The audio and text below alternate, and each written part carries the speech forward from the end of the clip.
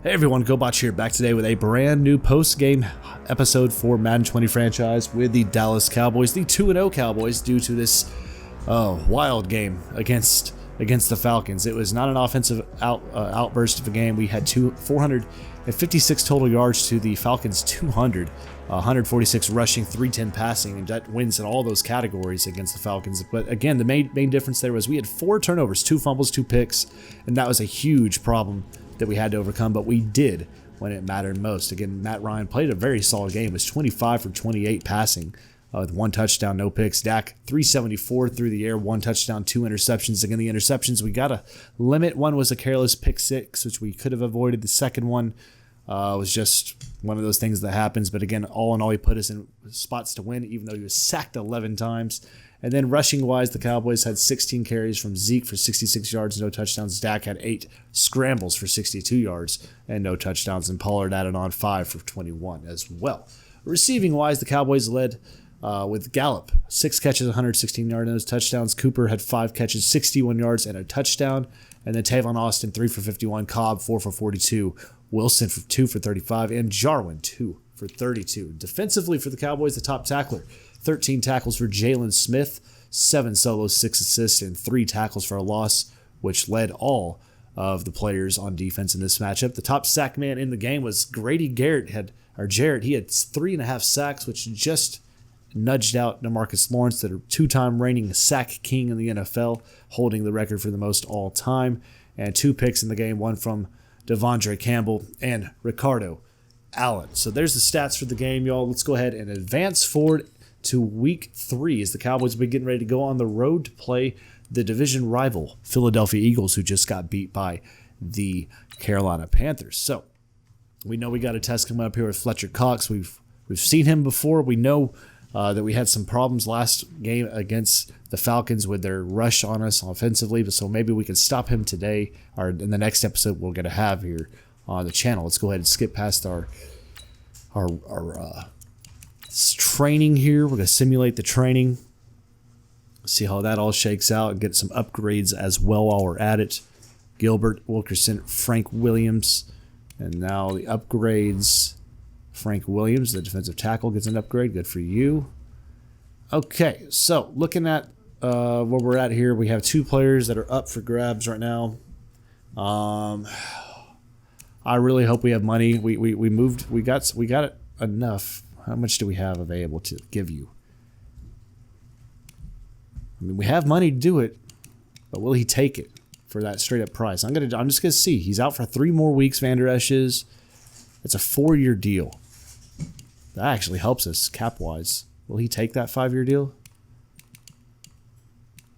I mean, it's 86 million. I'm gonna try 5 years.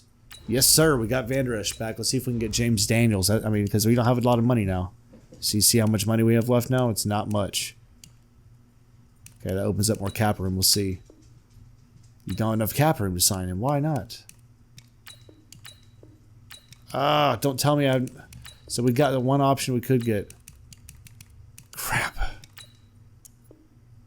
I like the contract. So we got to figure out some stuff. We may have to move some pieces around to be able to figure out cap room because we got Van Der Esch back.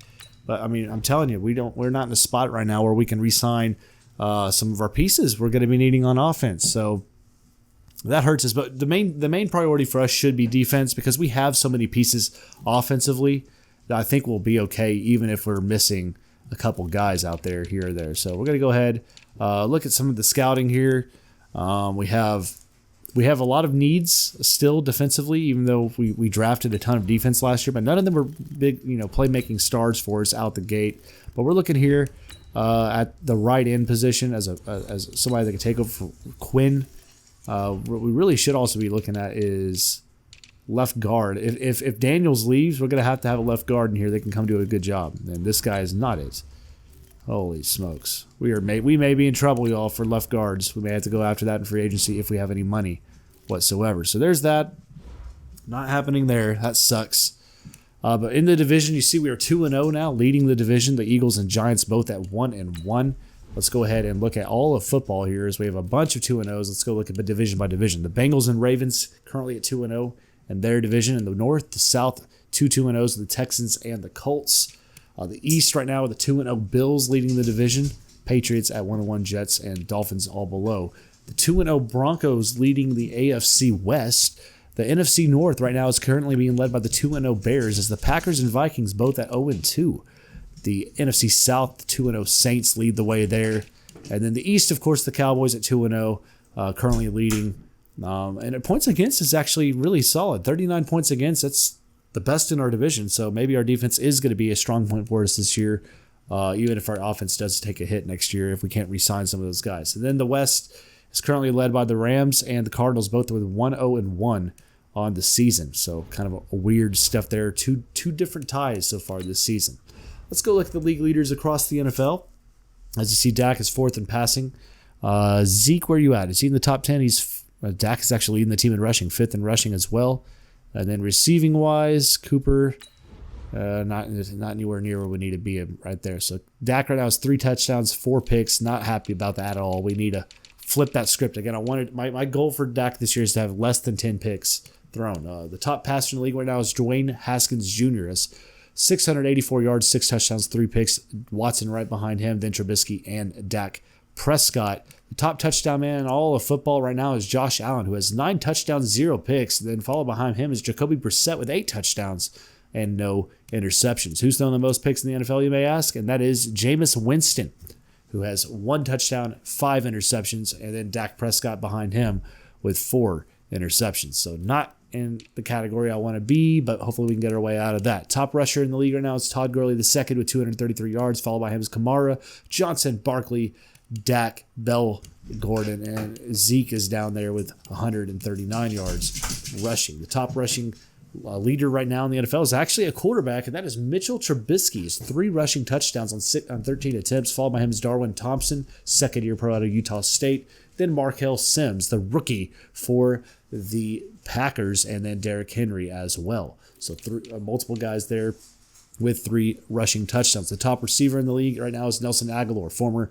Eagle, has 251 yards receiving, followed by him is Allen Robertson, Moore, Anderson, Jones, Hilton, and Walker. The top touchdown receiver in the league is Robbie Anderson with 3 touchdowns. Also tied with him is Cole Beasley, Doug Martin, and Josh Doxson, each with 3 touchdowns receiving this year. And who has the longest of the year right now? It is Keelan Cole with a 75-yard touchdown catch, or at least a reception this year. Defensively, the top tackler in all of football is Jalen Smith, who has 26 tackles this season and 5 tackles for a loss, which also puts him at the top in that category. The sack leader in the NFL is still DeMarcus Lawrence with 5 sacks through the first 2 games this season. The pick leaders right now are Devondre Campbell with 2 and Tony Jefferson with 2 as well. Kanoa Neal has 5 pass deflections. Deion Jones, Mario Davis. Okay. Who has the most catches allowed? Joe Schobert. Holy smokes. Some of these guys we're going to have to pick on if we can when we see them. So there we are right now. Right now we're 5th in offense. Where are we at defensively? We are the number 1 team in defense right now. So a huge shocker to me, especially with the injuries and the youth we have. We are the number 1 defense in yards allowed through the first 2 weeks. Now, it's a long season, absolutely. We'll see how that'll all shake out. But the Cowboys, again, we're 2-0. We're about to head on our first road test of the year against their division rival Eagles, and we'll see how that matchup will fare for us. Still have Van Der Esch out for a couple more weeks, but I'm very, very pleased with our youth we have at the linebacker and defensive tackle positions. I've been very pleased with Simpson and Floyd each doing their thing for us at linebacker. Again, you see Simpson here, and then Floyd comes in right there. They've done tremendous jobs, and Wilkerson's gotten involved over here as well as the defensive tackle. So I'm very, very pleased with what we've seen from some of our young guys we've got here added on the team. But if you enjoyed today's post-game show, as we wrap it up here today, make sure to help me out and leave a thumbs up, comment down below. Make sure to hit that notification bell so you know when we'll go live with the next episode for Week 3 against the Philadelphia Eagles, which will be coming to you all on Wednesday. And if you want more, just hit that subscribe button so you're here and you join in at GoBotch Gaming. I surely appreciate it. But thanks so much for tuning in, y'all. Y'all have an outstanding rest of your day. And I'll see you all back here in the next video. Y'all take it easy.